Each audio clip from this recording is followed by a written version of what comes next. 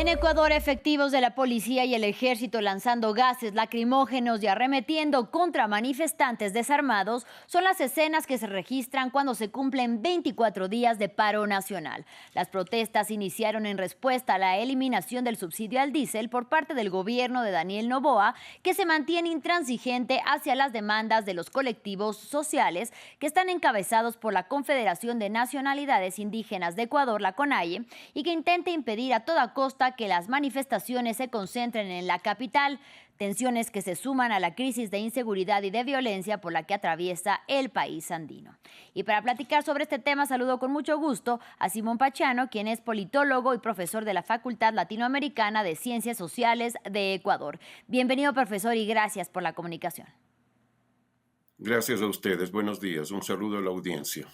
Profesor, para poder entrar en contexto y entender lo que sucede en este número día 24 de paro nacional, ¿en qué momento tiene lugar dicho paro nacional y las manifestaciones que tienen en caos al país y que, hay que decirlo, llevaron a la declaratoria de estado de excepción en 10 de las 24 provincias del territorio? Bueno, el momento es muy difícil, muy complejo. Es el paro más largo que se ha producido en los últimos años. Recordemos que hubo manifestaciones similares en el año 2019, luego en el 2022, pero que llegaron a ciertos acuerdos en el lapso de no más de 12, 14 días. Ahora llevamos ya prácticamente 3 semanas, pero también con otra característica específica de este, que está, digamos, restringido, se puede decir, a una provincia en el país, que es la provincia de Imbabura, en donde se han desarrollado las acciones más fuertes, más violentas, de lado y lado, es decir, desde los manifestantes, pero también desde el lado del gobierno, que ha tomado medidas bastante duras para superarlo, para reprimirlo. Es decir, tenemos una situación compleja que afecta a todo el país, pero que no tiene la misma presencia en todo el territorio nacional. ¿De qué manera justificar? Porque yo creo que no tiene justificación la represión por parte de las fuerzas de seguridad. Estamos hablando del despliegue de miles de efectivos, incluso, como usted bien decía, en Imbabura, en la provincia de Imbabura, en comunidades donde los indígenas no tienen otra forma de defenderse y donde estamos hablando además de manifestantes pacíficos. ¿Qué nos puede decir de la estrategia de seguridad implementada por Daniel Noboa, por su gobierno? Me parece que detrás de esa estrategia hay una hipótesis que maneja el gobierno, y que es que estas manifestaciones están o dirigidas o infiltradas por grupos de delincuencia organizada, es decir, grupos que están vinculados ya sea a las actividades del narcotráfico o también a las actividades de la minería ilegal. Esa es la hipótesis que maneja el gobierno, y por eso quizás se explica, no necesariamente se justifica, pero se explica la actitud que ha tomado el gobierno de responder mucho más fuertemente que en ocasiones anteriores a estas acciones. Se habla ya de por lo menos un muerto y se tiene por comprobar un segundo muerto precisamente por la represión que lleva a cabo el gobierno. ¿Hay quizá una salida política a este conflicto? Le decíamos que Noboa se mantiene intransigente a las peticiones de la sociedad. Es muy difícil en este momento prever una salida política, porque en mi opinión, y esta es mi opinión, una hipótesis también que yo manejo, y es que creo que la CONAIE, la Confederación de Organizaciones Indígenas del Ecuador, no es la que está dirigiendo exactamente el paro. La CONAIE sí es la que comenzó esto, la que comenzó las protestas, que debían ser pacíficas según su llamado, pero creo que no es en este momento quien tiene el control de estas acciones. Me parece que hay grupos pequeños que tienen autonomía respecto a la CONAIE, que son los que están haciendo las acciones de protesta, y sobre todo en las localidades de la provincia de Imbabura, ¿no? En Otavalo, en Cotacachi, en fin. Esto dificulta enormemente que, por ejemplo, se sienten a conversar, a dialogar el presidente de la CONAIE, Marlon Vargas, con el presidente de la República, porque sería muy probable que si Marlon Vargas llega a algún acuerdo, no tenga la respuesta de que acaten esos acuerdos quienes están impulsando el paro en las localidades específicas. Creo que ese es un problema grave que se presenta tanto para la CONAIE como para cualquier tipo de acuerdo que se quiera buscar. Claro, profesor, pero también otro problema grave sería que hay que decirlo, el gobierno de Daniel Noboa está impidiendo que estas manifestaciones lleguen a la capital, a Quito, en donde recordemos ya en el año 2019-2022 las manifestaciones multitudinarias en la capital, que sí llegaron en ese momento, hicieron que retrocedieran en sus políticas los gobiernos en ese momento de Lenín Moreno, pero también de Guillermo Lasso. ¿Por qué quiere impedir Noboa que lleguen justamente frente al Palacio de Carondelet estas manifestaciones que son legítimas por parte de la ciudadanía?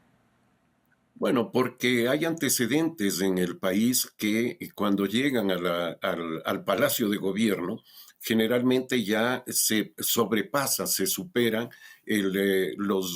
digamos, las demandas iniciales y se plantea más bien el fin del gobierno. Es lo que sucedió, por ejemplo, con el presidente Yamil Maguad, que fue derrocado a partir de una manifestación también indígena en la que se embarcó un grupo de militares que terminó dando un golpe de Estado. Entonces, siempre el carácter, si se quiere, más que nada simbólico que tiene la capital de la República, juega un papel fundamental. Quizás es eso lo que le mueve al gobierno.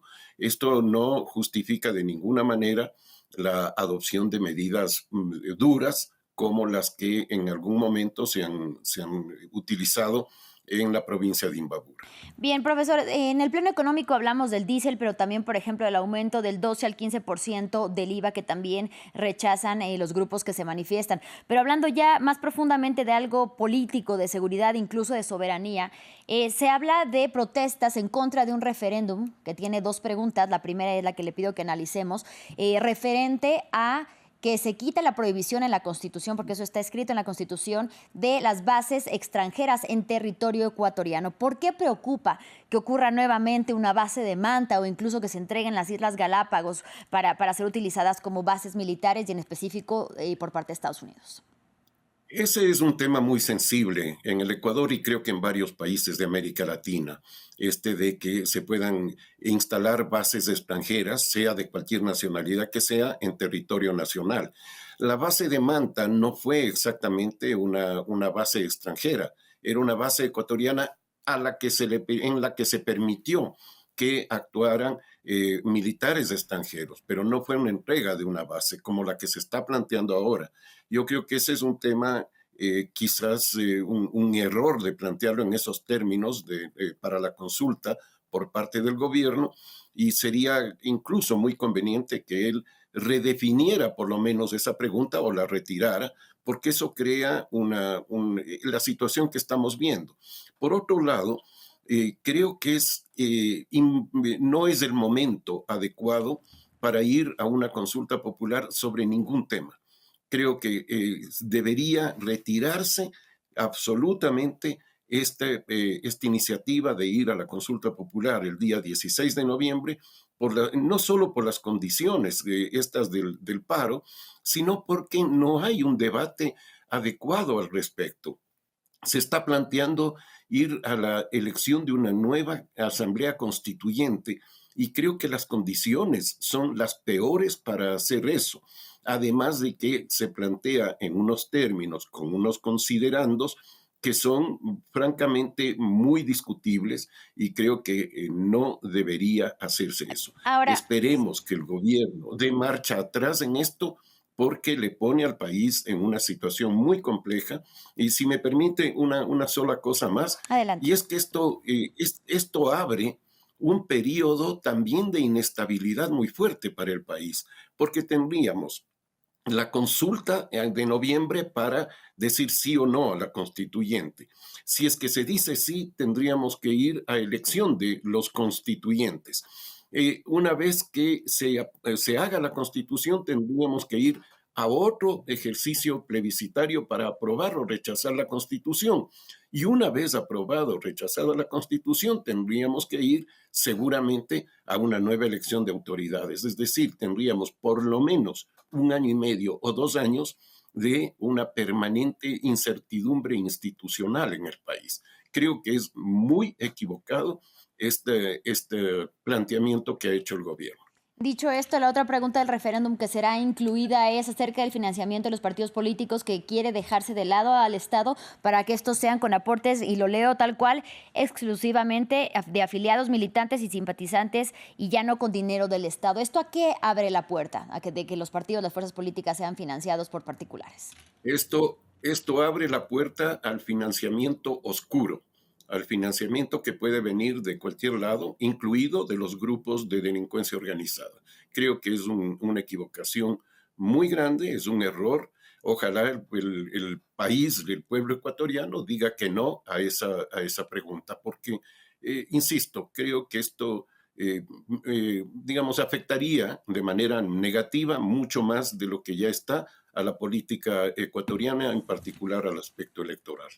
Le agradezco muchísimo a Simón Pachiano, politólogo y profesor de la Facultad Latinoamericana de Ciencias Sociales del Ecuador, por este análisis en momentos en los que Ecuador vive una ola de violencia e inseguridad sin precedentes que ya se prolonga, además, por varios años. Muchísimas gracias.